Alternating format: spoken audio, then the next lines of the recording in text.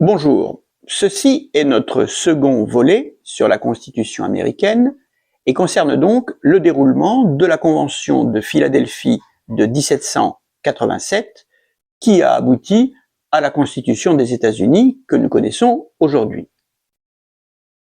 On sait que le Congrès de la Confédération des États-Unis avait accepté la tenue d'une convention pour améliorer les articles de la Confédération qui régissaient les rapports entre les États et entre les États-Unis et l'extérieur.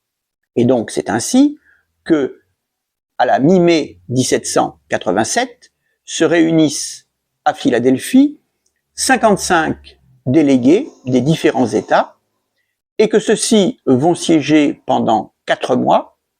La plupart de ces gens connaissent l'histoire, ont étudié la philosophie, notamment la philosophie politique. Ils connaissent John Locke, ils connaissent Montesquieu en France, sa théorie de la séparation des pouvoirs, et donc sont formés, si l'on peut dire, pour donner une constitution la meilleure possible aux Américains. On remarque qu'il y a quelques grands absents. John Adams n'est pas présent. Jefferson est ambassadeur en France. Thomas Paine, lui aussi, est en Europe.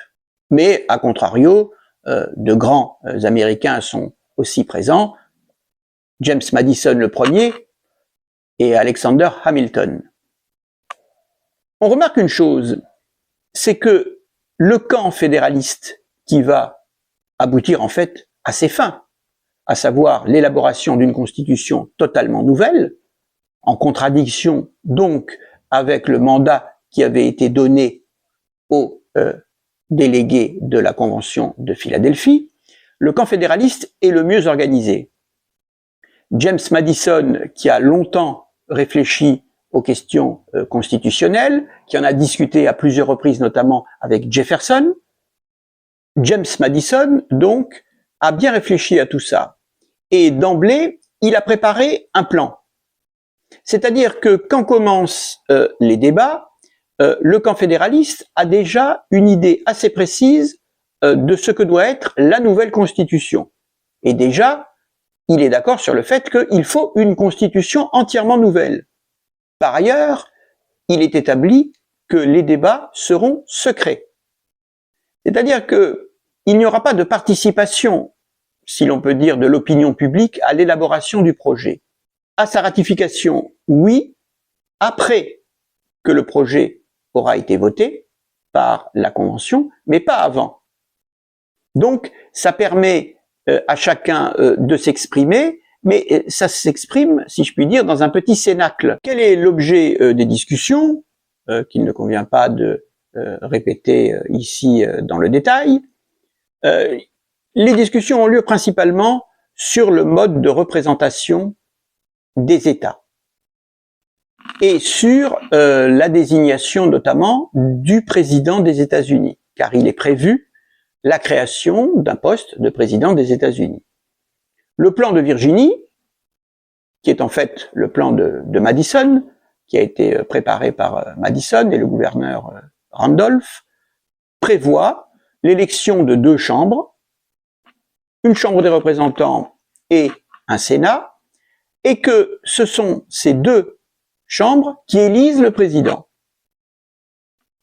L'idée est aussi, au fond, de marginaliser les États, d'en faire de simples courroies de transmission d'un gouvernement central fort.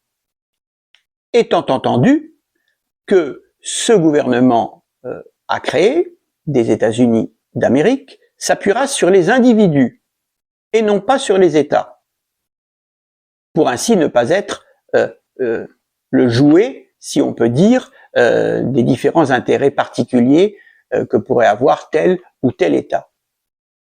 En face, les antifédéralistes, qui font d'abord remarquer que l'objet de la Convention n'était pas d'établir un texte entièrement nouveau, ce en quoi ils ont parfaitement raison. En face, les antifédéralistes sont toujours un peu sur la défensive, et c'est ce qui les fera perdre. même s'ils obtiendront de substantielles modifications du projet initial.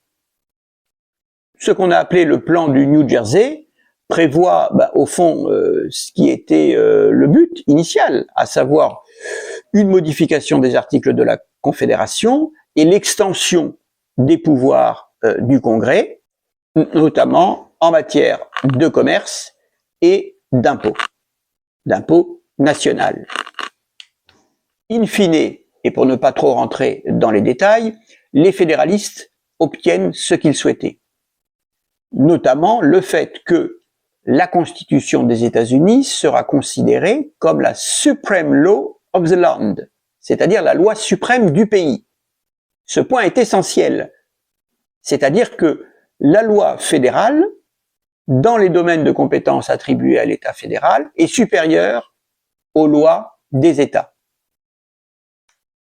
Par ailleurs, il y a un point très important, toujours débattu aujourd'hui, c'est que pour pouvoir appliquer ces pouvoirs, le Congrès des États-Unis pourra prendre toutes les lois nécessaires.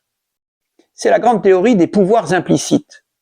Il est évident que si le Congrès a des pouvoirs dans un certain nombre de domaines, aucune loi ne doit pouvoir l'en empêcher. Donc, il peut prendre des lois qui ne sont pas expressément prévues par la Constitution si elles rentrent dans ce cadre. C'est l'article 1er, section 8. Le problème, c'est que c'est une interprétation dans ce cas-là qui doit avoir lieu. Parce que, est-ce que tel ou tel pouvoir est compris implicitement dans un pouvoir reconnu explicitement par la Constitution? Il y a matière à débat. Mais ça donne donc une marge d'appréciation très importante laissée en fait à l'État central. Et c'est ce que voulaient les fédéralistes. Mais alors qu'ils ont obtenu gain de cause sur presque tout, le projet doit maintenant, une fois qu'il a été adopté en septembre 1787, être proposé aux États pour ratification. Et c'est peut-être là que les débats vont être les plus vifs et qu'on verra dans une prochaine vidéo que le projet a failli ne pas passer. Ce qui montre que les compromis obtenus lors de l'élaboration du texte n'ont finalement satisfait personne, et surtout pas les antifédéralistes. Nous le verrons dans une prochaine vidéo.